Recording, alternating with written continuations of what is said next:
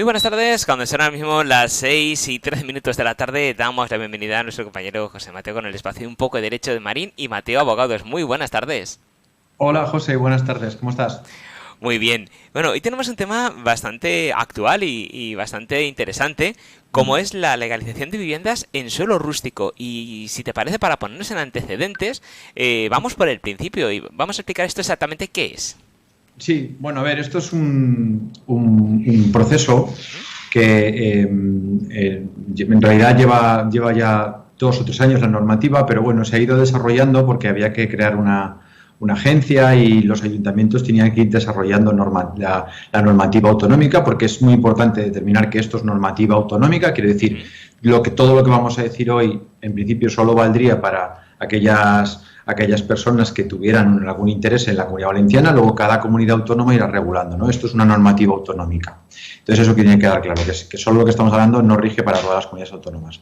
Entonces, básicamente, surgió de una necesidad legal y práctica. Quiero decir, todos sabemos que en la Comunidad Valenciana, en particular, hay una cantidad de viviendas no legalizadas enorme, se estima cercana a las 350.000 viviendas, según la Generalitat, que es una barbaridad de viviendas. Es decir, solo en ocupación estamos hablando de más de 6.000 o 6.000 hectáreas de terrenos. Hablamos de 6.000 campos de fútbol, de viviendas que están fuera de ordenación, que es como llamamos aquellas viviendas que se construyeron con anterioridad, que por el transcurso del tiempo los ayuntamientos en muchas ocasiones no pueden iniciar procedimientos de derribo o que llamamos de restauración de la legalidad, pero que por otro lado han generado derechos en las personas que les impiden a las administraciones derribarlas, ¿no? Entonces quedan en una situación alegal, que es como llamamos, que ni está en contra de la ley, pero tampoco tiene un reconocimiento legal, en situaciones alegales, ¿no? Que no tienen una normativa específica, ¿no? Generalmente todos conocemos personas que tienen viviendas en parcelas rústicas, ¿no? Suelen ser segundas residencias, pequeñas casas de campo, etcétera, ¿no? Entonces, esto lo que ha generado durante tantos años es que han creado situaciones en las cuales, como no tenía una legalidad de mi favor, yo no podía ir al ayuntamiento a pedir una licencia de obra, a pedir una toma para tener agua potable, no podía tener muchas veces accesos adecuados o sistemas de gestión de residuos o depuradores. Entonces, lo que ocurría era que se han generado situaciones deficitarias que, como hay tantas viviendas, han generado problemas medioambientales, problemas de gestión de residuos, problemas de aguas, contaminación de ríos, de acuíferos o zonas que se han instalado cerca de zonas forestales que generan riesgos de incendios, etcétera, etcétera, ¿no? Entonces, la necesidad surge de esta cantidad enorme de viviendas fuera de la ley, ¿no? Por así decirlo, ¿no? ¿Y para qué se hace todo esto? Vale, a ver, esto es importante. Es decir, al final lo que tenemos que tener claro es que nosotros estamos en una situación fuera de la ley, ¿vale? Entonces, lo que se hace, se intenta, la finalidad es que, vista que la administración, con el sistema que tenía anteriormente, no ha funcionado porque han seguido proliferando viviendas fuera de ordenación, la gente sigue haciendo reformas o ampliaciones ilegales y sigue haciendo lo que hablamos, ¿no? Sigue haciendo, como no tiene acceso a esa legalidad que te permite una licencia de obra al final se han generado situaciones irreversibles. Entonces, al final la normativa lo que determina es, bueno, dado que no podemos evitar muchas de las situaciones, vamos a intentar como mínimo, siempre que se cumplan unos requisitos que intentaremos concretar, aunque es verdad que es un tema muy complejo. De hecho, luego comentaremos porque hay incluso varios tipos, hay situaciones colectivas, situaciones individuales. Se ha intentado, lo que se dice su nombre es minimizar ese impacto ambiental.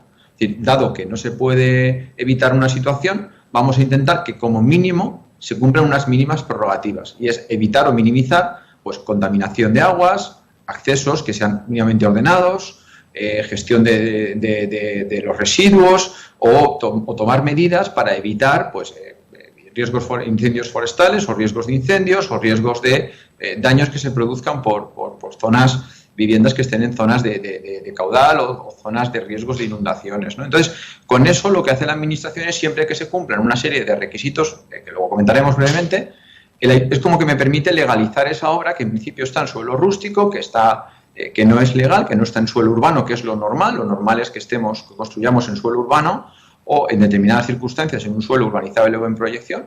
Entonces nos permite legalizar, por así decirlo, esas obras con los beneficios es decir, que luego comentaremos. Básicamente es lo que te decía, dado que una situación, en vez de darle la espalda a la realidad, lo que hacemos es la afrontamos, evitamos unos riesgos fundamentales de contaminación, de perjuicios medioambientales, y el ayuntamiento, por contra, me permite legalizar con los beneficios que acaso luego comentaremos brevemente. Tampoco quiero avanzar el tema, ¿no? Entonces, es un poco, yo cumplo con una serie de prerrogativas y la administración me permite legalizar, en cierto modo, esa edificación que yo tengo, ¿no?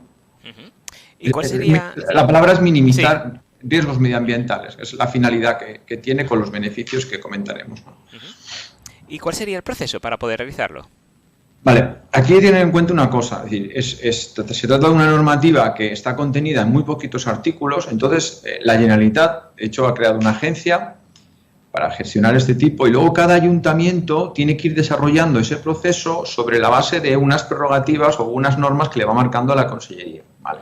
De hecho, nos consta que hay muchos ayuntamientos que están en proceso de adaptación. De hecho, la agencia tendría que haberse creado teóricamente en 2021 y se creó recientemente en marzo de este año, con lo cual llevamos un poco de retraso. Y es verdad que cuando vamos a hablar con ciertos ayuntamientos, a la hora de iniciar, muchos de ellos aún no han desarrollado.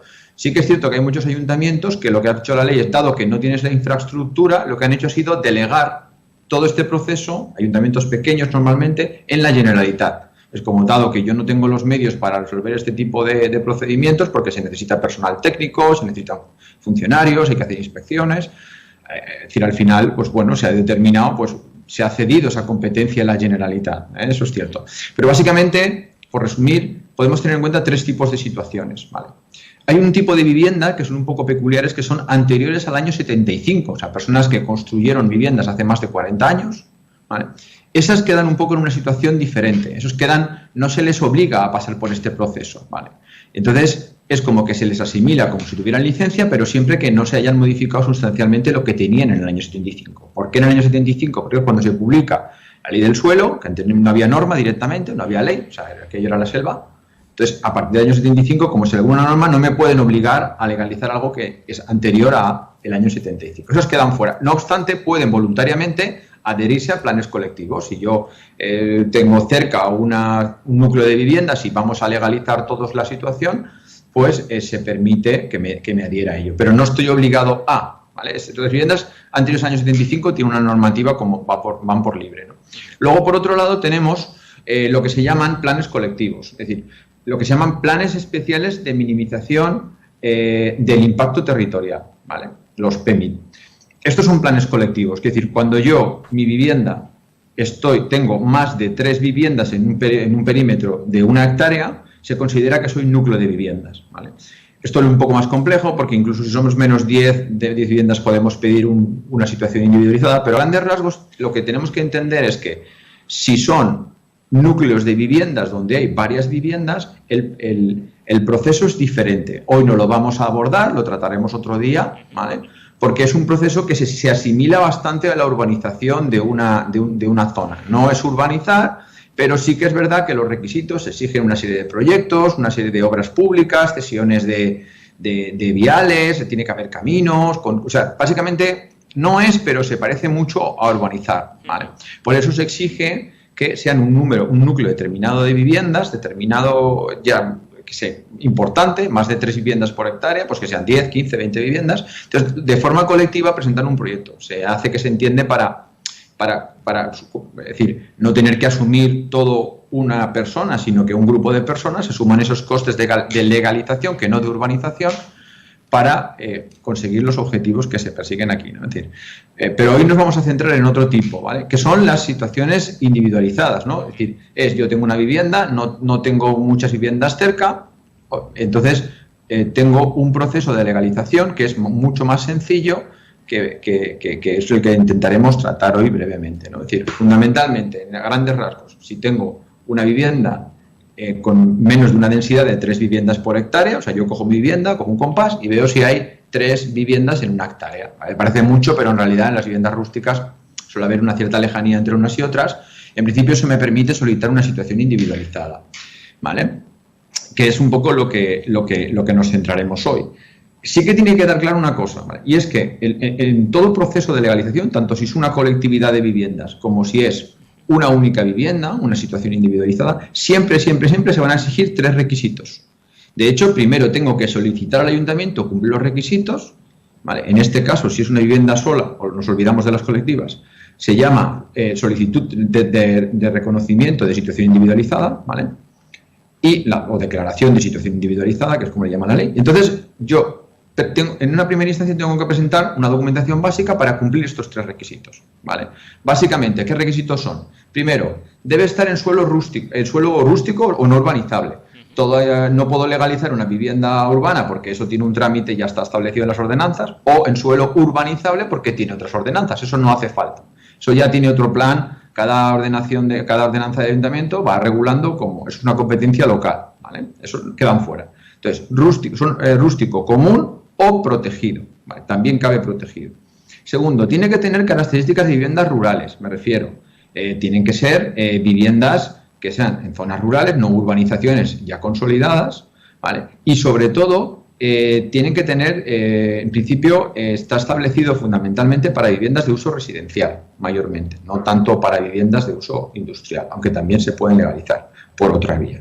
Y en tercer lugar, y este es el requisito más delicado, no nos permiten legalizar obras que estén hechas después del 20 de agosto del 2014. Esta fecha es fundamental, ¿vale? Porque en ese momento en que se publicó la nueva redacción de la ley de la LOTUR, que es la ley que establece la ley de ordenación del territorio y de urbanismo de la Comunidad Valenciana, entonces es como que la administración nos está permitiendo legalizar, pero nos está haciendo un requisito. No me pidas que te legalice una vivienda que se ha hecho posterior al 2014, cuando tú ya sabías que esa ley estaba vigente. Porque esta ley que te he dicho que está publicada, no es que esté en 2019, sino que ya se hablaba de ella, se establecían procesos similares en la ley del 2014, pero no se llegaron a desarrollar.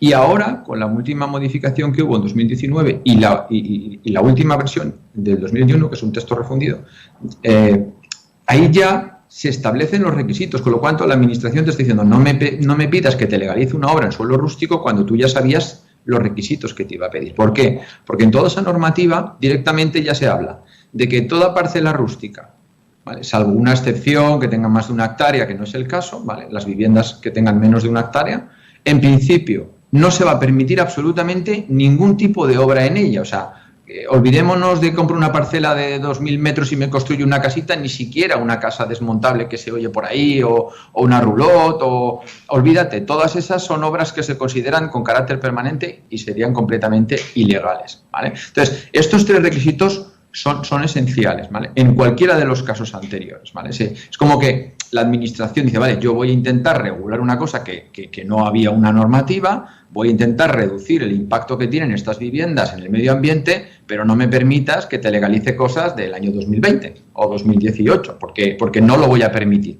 ¿vale? Y para hacernos una idea, a grandes rasgos, ¿en qué consiste todo esto?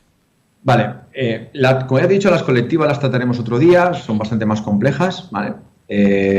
Hablo de las individualizadas. Tengo una vivienda y quiero legalizarla, ¿vale? Lo primero que tendré que hacer, ¿vale?, es solicitar al ayuntamiento que me reconozca que cumplo los requisitos que te decía antes, ¿vale? Es decir, que no tengo un núcleo urbano, que tengo menos de 3 viviendas por hectárea, que es anterior al 2014, al agosto del 2014, y que es una vivienda que tiene sus características rurales, ¿vale?, y que es suelo rústico o suelo no urbanizable, común o protegido.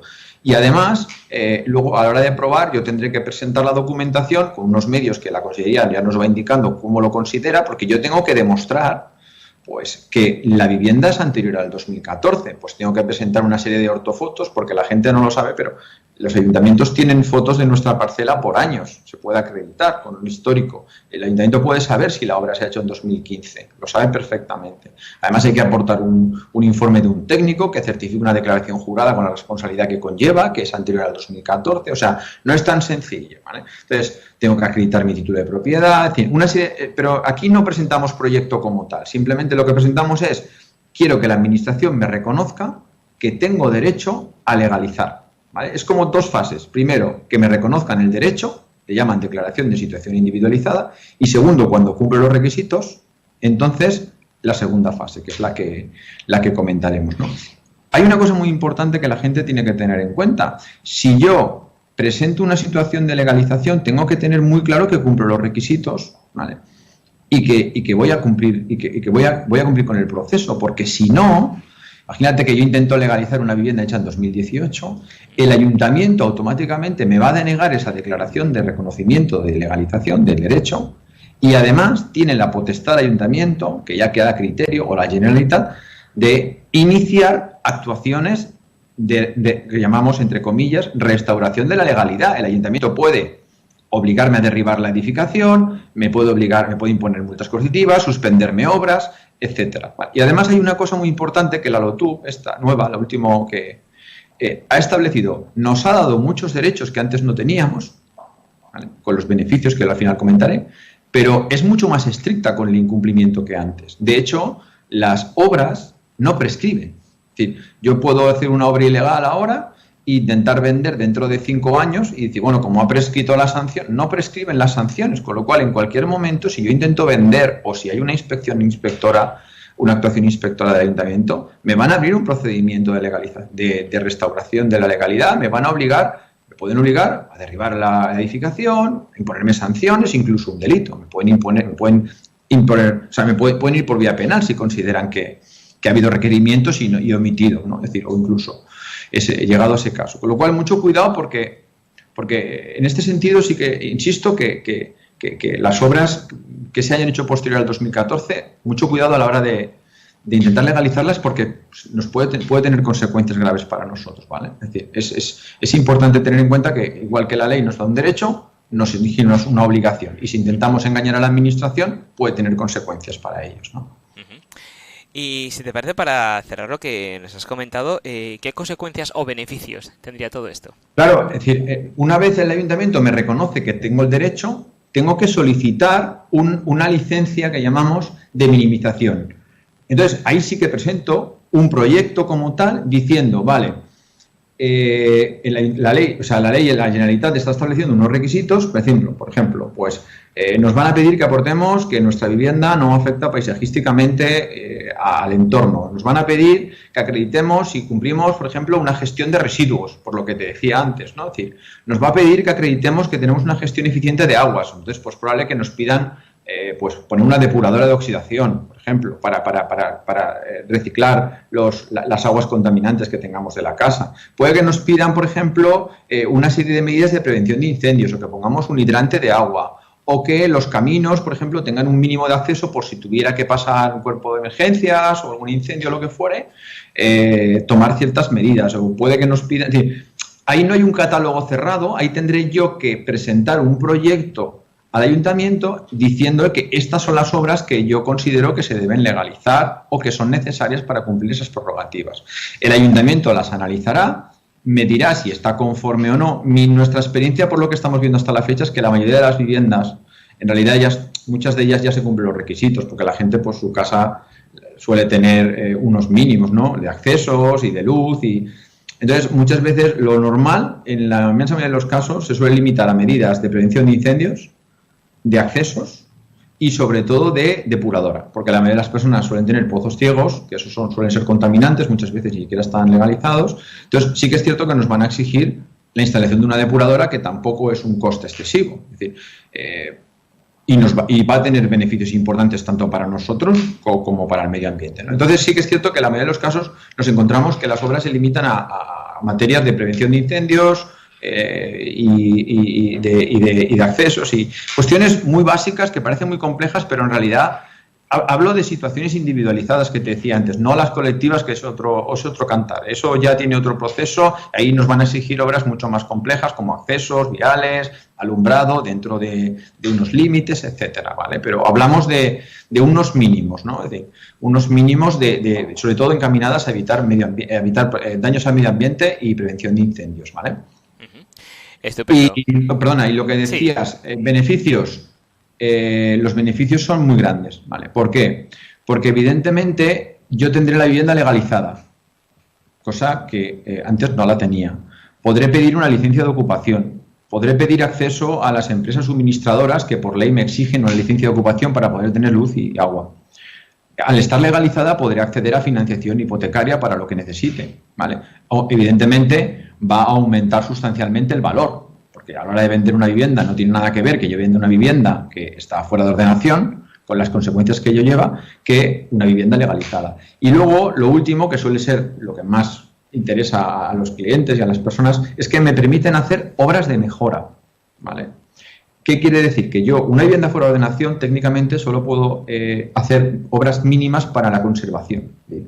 Muy básicas, aunque la mayoría de la gente incumple esta norma arriesgándose a graves sanciones. Pero sí que me permite, dentro de ese proyecto, hacer obras. Ojo, sí que es cierto que la ley nos dice que no puedo ampliar, o sea, no puedo con esas obras, después de haber legalizado, pedir una ampliación y hacer un porche y ampliar una segunda planta, o eso no. Pero sí que es cierto que me permiten entrar en un proyecto y, sobre todo, lo que llama la ley, obras interiores. Voy a poder reformar la casa entera, voy a poder reformar la fachada, voy a poder reformar con licencia, me refiero, y con toda la legalización sin arriesgarme a sanciones. Entonces, eso que es uno de los grandes beneficios junto con el anterior, me va a permitir tener una vivienda legalizada y poder pedir una licencia de obras, etcétera, etcétera, ¿vale? Entonces, los beneficios son importantes y en realidad, aunque parezca muy complejo lo que hemos dicho, tampoco es tanto. Al final, simplemente habrá que ir valorando caso a caso, si se cumplen los requisitos, si se cumplen, hacer una estimación antes de nada con un arquitecto, porque el arquitecto ya conocerá la norma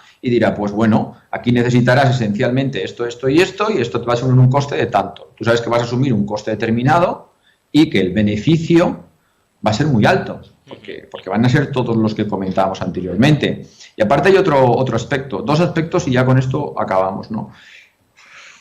Muy importante, ¿vale? Estas obras de legalización, la ley, aunque en principio el derecho se lo da a las personas que son los propietarios, pero también es una obligación de la administración, con lo cual no nos confiemos porque, aunque muchos ayuntamientos no lo van a hacer, pero sí que el ayuntamiento puede iniciar esta legalización, tanto obras colectivas y a un núcleo de viviendas obligarles a adoptar estas medidas, como a mí me pueden obligar. ¿Que no lo van a hacer? No lo sé. Evidentemente, si es un derecho que tengo, lo voy a usar.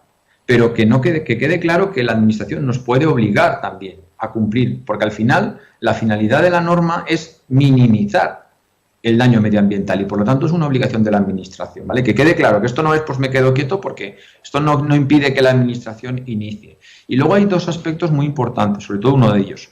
Dentro de la minimización, la ley mira con mucho cuidado el tema de la prevención de incendios. Entonces, tengo que tener cuidado porque dentro de este proceso de minimización, como te decía antes, la administración puede considerar que estoy muy cerca de un núcleo forestal y me puede obligar a adoptar una serie de medidas.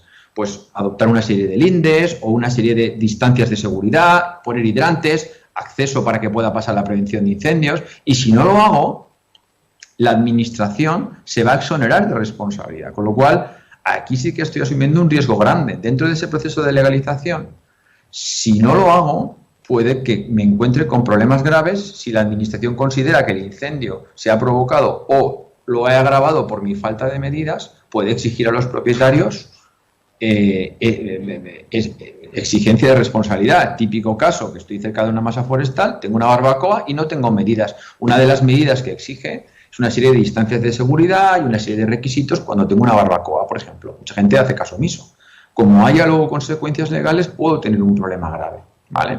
Entonces, cuidado porque es una serie de derechos y de obligaciones que debemos usar si cumplimos los requisitos. Los beneficios son enormes, el coste es muy asumible en relación al valor que va a incrementar mi parcela o mi propiedad, pero debo tener muy claro de antemano que necesitaré tener muy claras las cuestiones jurídicas y muy claras las cuestiones técnicas. Evidentemente, tengo que tener previamente siempre un informe de un arquitecto que es el que me va a orientar en las cuestiones técnicas y en las cuestiones jurídicas algún asesor que nos vaya orientando en todo el proceso, porque no es un proceso sencillo. Y si no lo hacemos bien, puede tener graves consecuencias. Hemos hablado hoy de viviendas, de situaciones individualizadas. Otro día quizás hablaremos de situaciones colectivas que, como te digo, son mucho más complejas porque, como te imaginarás, no es lo mismo que yo legalice una vivienda con 4 medidas que me ayudan a reducir riesgos medioambientales que que legalice una situación de 15 viviendas en una zona semi-urbanizada. No tiene nada que ver ni el proceso, ni los requisitos, ni los costes, ni las consecuencias. Estupendo. Bueno, como bien has comentado, no es un proceso sencillo y conviene asesorarse de grandes expertos para evitar luego sustos y problemas. A la vista está que Marín y Mateo Abogados sois unos grandes expertos en este tema. Si alguien... Bueno, seguimos aprendiendo porque, como te decía, no es un proceso... claro, muchas veces tenemos que ir caso a caso porque muchas veces preguntas en algunos ayuntamientos y te miran muy raro, como que no saben muy bien de qué les estás hablando. A otros les suena, otros han desarrollado el planeamiento, en fin. Nos encontramos de todo, por eso, a mayor inseguridad jurídica, aún con más motivos. Y ya nosotros muchas veces tenemos dificultades para gestionarlo por las propias limitaciones de la administración en los medios que te comentaba, pues los particulares lo tendrán bastante complejos. Pues para evitar estas complejidades, ¿cómo pueden contactar con vosotros para que os podáis asesorar?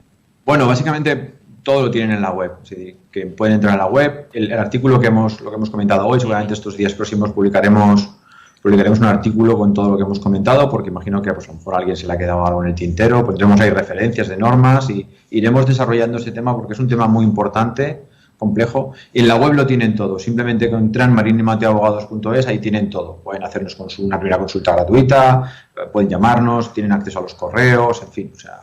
Ahí tendrán toda la información en los posts o en los enlaces de contacto de la web, correo electrónico, para ponerse en contacto con nosotros si lo necesitan.